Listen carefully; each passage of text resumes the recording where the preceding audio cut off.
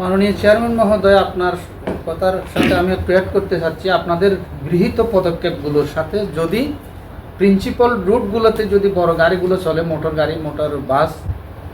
তাহলে আমার সুনির্দিষ্ট প্রস্তাব হচ্ছে টাইগার পাস থেকে মার্কেট পর্যন্ত, এদিকে নতুন ব্রিজ থেকে মার্কেট পর্যন্ত,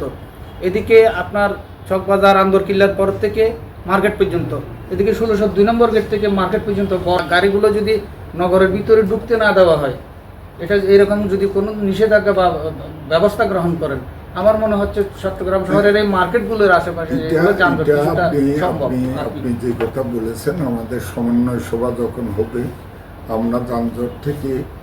যানজটটা একদম মুক্ত করা খুব কঠিন কাজ।